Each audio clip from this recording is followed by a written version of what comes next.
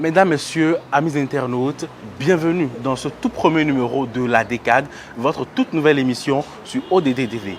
Pour ce premier numéro, je reçois pour vous Mas Moreno Zoumenou, rédacteur web et content manager depuis 5 ans et acteur très influent des nouveaux métiers du numérique. Il est lauréat de plusieurs concours de littérature nationaux tels que le Colorful Africa du meilleur écrivain en 2019, le concours de dictée francophone en 2020 et le plus prestigieux de tous, le concours Block for Dave de la Banque mondiale en 2021 qui invite chaque année les jeunes à réfléchir sur les enjeux de développement de leur pays. C'est vous dire la qualité de l'invité que je reçois pour vous aujourd'hui.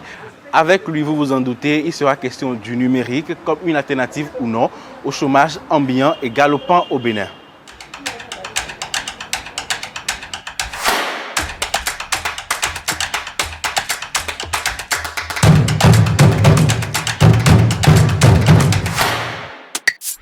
Secteur porteur, secteur d'avenir, secteur en tension, appelez-le comme vous voulez dans tous les cas, le résultat est le même. Le secteur du numérique fait partie aujourd'hui de ceux qui créent des métiers. Mas Moreno, j'ai envie de vous demander d'entrer ce qu'on peut ranger dans métier du numérique. Par métier du numérique, on entend toute activité professionnelle pouvant s'exercer dans un contexte digital. Aujourd'hui, principalement au Bénin, parmi les métiers du numérique les plus connus, on peut citer le graphic design, la rédaction web et plusieurs autres métiers que nous aurons l'occasion de découvrir tout au long de cet échange. Comment ces métiers sont parvenus jusqu'à nous ici au Bénin et occupent de plus en plus beaucoup de jeunes? Il faut dire que la grande vulgarisation que connaissent les métiers du numérique depuis quelques années est à mettre à l'actif de l'usage de plus en plus prononcé d'Internet.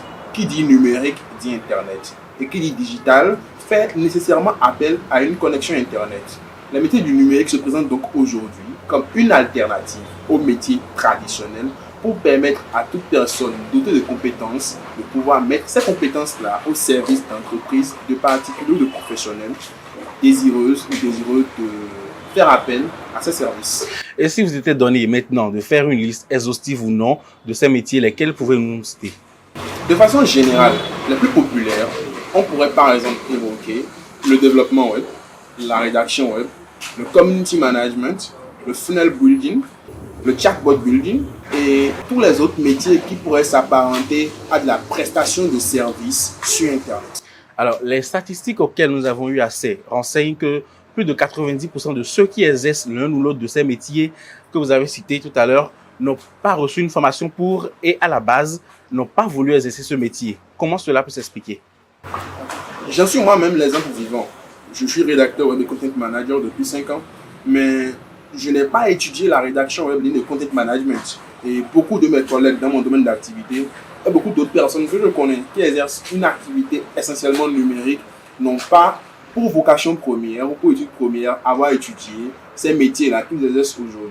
Tout cela peut s'expliquer par le fait qu'il est plus important aujourd'hui dans ce contexte numérique de mettre en avant l'expérience plutôt que les diplômes. Le client qui fait appel à un professionnel veut plutôt savoir ce qu'il est capable de faire, ce qu'il sait faire et ce qu'il a déjà fait, plutôt que de demander ce qu'il a étudié, où il a étudié ou peut-être d'où il vient. Alors, est-ce qu'on peut affirmer que le chômage pousse des jeunes et des diplômés vers les métiers du numérique aujourd'hui? La réponse peut être à la fois oui et non.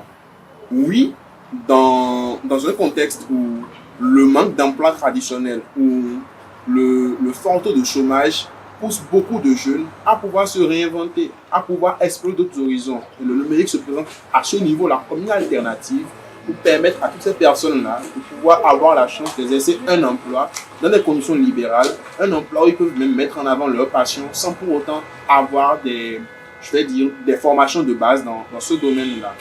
Alors, vous y êtes depuis 5 ans, nous l'avons dit tantôt. Quelle garantie, selon votre expérience ou assurance, constituent aujourd'hui les métiers du numérique pour ceux qui y sont? La première garantie que je peux évoquer, c'est l'acquisition renouvelée de connaissances. Vous ne pouvez pas prétendre être dans le numérique sans pour autant progresser ou acquérir au jour le jour de nouvelles connaissances. Et puis, au-delà de cela, le numérique vous permet d'explorer des domaines d'activité, de compétences beaucoup plus larges qui dépassent même votre secteur d'activité. Donc, vous pouvez même commencer votre carrière dans le numérique comme community manager et finir comme développeur, finir comme graphiste, Tout dépend de vos affinités avec les différentes compétences que vous rencontrez et des talents que vous avez. Alors, nous n'allons pas nous focaliser seulement sur cet aspect. L'aspect pécuniaire nous intéresse aussi. Vous y êtes depuis 5 ans. Comment gagnez-vous votre vie avec ce métier? Je dois avouer que les débuts ont été très compliqués parce que j'étais en freelance. Donc, en tant que freelance, il fallait soit partir à la recherche de clients capables de me rémunérer à ma juste valeur, ce qui a été une bataille sans fin pendant 3 bonnes années, ou trouver des agences capables de sous-traiter et qui peuvent quand même faire appel aux freelance que je suis, tout en m'offrant du travail sans pour autant empiéter sur mon temps personnel. Alors aujourd'hui, le constat que je fais, c'est que plus vous êtes compétent, mieux vous êtes payé. Donc évoluer dans le numérique, c'est bien, mais il faut venir avec des compétences solides et de très bonnes bases afin d'espérer d'être rémunéré à sa juste valeur. Je m'en voudrais d'aborder avec vous, Massimo Reno, ce seul aspect du sujet. Il ne faut pas se voiler la face. Avec la digitalisation, de nombreuses tâches peuvent être automatisées. C'est d'ailleurs ce à quoi servent les développeurs web, ce qui fait craindre le retour d'un chômage technique. On parle de plus en plus de l'obsolescence de l'homme, avec le philosophe allemand Günther Anders qui, dans un test magistral en 1956, s'alarmait de l'idolâtrie pour le progrès technologique au service d'une civilisation des loisirs, où les machines auraient retiré aux hommes toute la pénibilité de l'existence. Quel est votre avis? Je pense que cette inquiétude, bien que légitime, ne doit pas pour autant nous alarmer, parce que les machines, bien que facilitant le quotidien des humains, sont toujours, je vais dire, sous le contrôle de ces humains. Je vais donner un exemple palpable. Dans mon domaine d'activité, au niveau de la rédaction web, il y a aujourd'hui des intelligences artificielles qui sont capables de générer du contenu. Donc le travail que je fais, un robot peut le faire aussi. Pourtant, je continue toujours de travailler parce que le robot ne travaillera pas de façon aussi clinique qu'un homme. Donc, on aura toujours besoin, quelle que soit l'avancée de la science, d'un professionnel pour exercer un métier donné dans un contexte donné. Voilà pourquoi précédemment je faisais appel à la compétence. Plus vous êtes compétent, mieux on vous prend au sérieux et mieux vous êtes rémunéré. Et quelles que soient les avancées technologiques qu'il y aura dans votre domaine, votre compétence sera toujours recherchée parce que vous êtes quelqu'un de bon, vous êtes quelqu'un de fiable et votre travail est original. Vous avez donné tantôt un exemple, je m'en vais en donner un autre pour vous prendre à compte-pied peut-être. Aujourd'hui, il est possible de payer par des services numériques que des développeurs vont développer avec des logiciels, des applications qui facilitent la tâche à l'homme bien sûr. Mais ceux qui travaillent aux caisses de paiement se retrouvent au chômage. Qu'est-ce que vous avez à répondre par rapport à ça? Je vais plutôt dire que c'est dans ces circonstances que le génie humain doit se manifester. Il faudra travailler alors à se réinventer. L'homme est une infinité de potentialités. On ne peut pas cantonner l'intelligence humaine à un seul métier. Si vous étiez caissier et que l'avancée technologique vous empêche d'exercer ce métier, ce n'est pas pour autant que votre talent se limite au rôle de caissier. Il vous revient alors de voir dans quel domaine vous pouvez exercer une activité rémunératrice, vous former dans ce domaine-là et vous positionner sur le marché. Ce qui est sûr, il y a toujours à faire. Donc, quelles que soient les révolutions, les changements ou les innovations, tant que vous avez du talent et de la volonté pour travailler, vous trouverez quelque chose à faire. Je comprends que vous prenez le problème du bon côté. Je ne vous contredis pas, mais on doit quand même reconnaître, vous et moi, que le numérique est un couteau à double tranchant. Bien évidemment.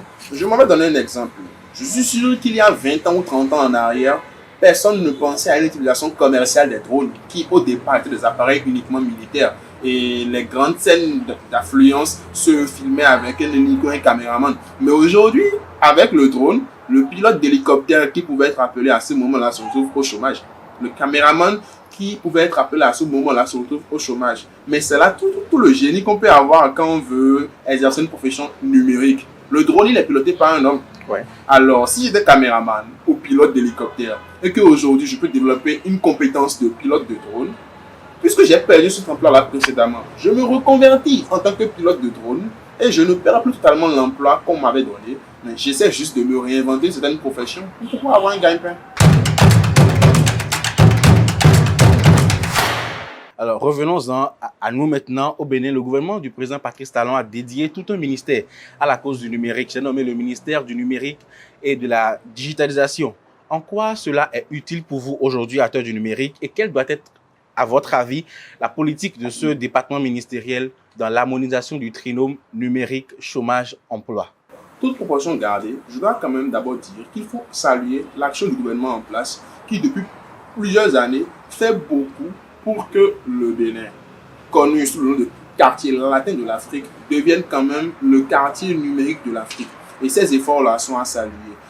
L'un des exemples palpables, ce sont les nombreuses initiatives faites pour pouvoir digitaliser toutes les actions qui avant étaient chronophages. J'en veux pour preuve la digitalisation du paiement des factures, la digitalisation des démarches administratives pour pouvoir avoir le passeport, la carte d'identité, le paiement des factures, tant au niveau de la SONEB que de la SPE, et plusieurs exemples qui montrent aujourd'hui que le gouvernement travaille de pied ferme pour faire du numérique un instrument pouvant être usité au quotidien par les Béninois.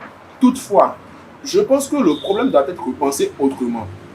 Il est bien de mettre en avant l'innovation numérique, mais il est aussi bien d'aller à la base pour sensibiliser les populations, pour éduquer tous ceux qui peuvent l'être à une certaine culture numérique. Parce que vous convenez avec moi que même si les chiffres ne sont pas exacts, je suis sûr que nous n'avons pas encore 50% de Béninois qui ont accès aux outils du numérique et qui sont vraiment présents sur la toile, sur le digital. Parce que vous et moi, nous sommes en ville, peut-être à Cotonou, à Porto-Novo, à Parakou, nous avons l'impression que nous sommes nombreux sur la toile. Un des exemples que je donne à ce propos, récemment, les statistiques ont montré que sur le réseau social Twitter, actuellement, il n'y a que 62 500 Béninois actifs. Pour 10 millions d'âmes, c'est très peu. Ouais. Alors, quels sont, à votre avis, les défis à relever pour améliorer ces statistiques alors? Le premier défi, selon moi, c'est le défi de l'éducation. Au-delà de tous les efforts qui sont faits, le numérique doit aujourd'hui faire partie prenante des programmes éducatifs dans notre pays. Je rêve d'un Bénin où déjà, dès le cours primaire, on apprenne aux enfants à pouvoir tenir un bloc. Je rêve d'un Bénin où les jeunes apprennent déjà à coder depuis le collège. Je rêve d'un Bénin où ce n'est pas à l'université que les gens apprendront à tracer des lignes de code dans le cahier, mais qu'ils pourront avoir accès à tous les instruments qu'il faut depuis le primaire et le secondaire afin de développer des compétences qui pourront servir dans quelques années au bien de ce pays. Et j'espère bien qu'avec cela, on ne pourra plus qualifier ce que de dizaines de compétences, mais plutôt de réservoir de compétences. Nous espérons avec vous, mais pour finir, numérique alternative, oui ou non au chômage au Bénin? Je pense que le numérique aujourd'hui, c'est l'une des alternatives les plus crédibles. Parce qu'on ne vous demande pas, tu as étudié où, mais on te demande plutôt, qu'est-ce que tu sais faire? Et quand c'est comme ça, chacun est appelé à d'abord découvrir son talent et se former. Les plateformes de formation numérique où on peut avoir accès à du contenu gratuit sont nombreuses. J'en veux pour preuve Coursera, Open Classroom, Udemy et toutes les autres plateformes qui permettent à tous les jeunes, à toute personne bénéficiaire d'un forfait Internet de pouvoir se documenter, de pouvoir acquérir des compétences et de pouvoir les mettre sur le marché afin de s'autonomiser. Toutefois, et cela se veut une doléance, nous sommes dans un pays où la jeunesse a besoin de travailler, où la jeunesse a besoin d'innover et cela n'est pas possible tant que Internet coûtera très cher. On vous aura compris, on vous aura entendu. Donc, Mass Moreno, ce fut un réel plaisir en votre compagnie pour ce tout premier numéro de La Décade. Merci d'avoir été des nôtres. Pour vous, mesdames et messieurs, je retiens que oui, le numérique est bel et bien une alternative au chômage. Mais il y a encore beaucoup de défis à relever au Bénin pour arriver aux standards que nous contemplons et admirons chez d'autres personnes. Prenez le rendez-vous pour le prochain numéro de votre décade dans 10 jours. D'ici là, portez-vous bien et prenez soin de vous. Bye bye.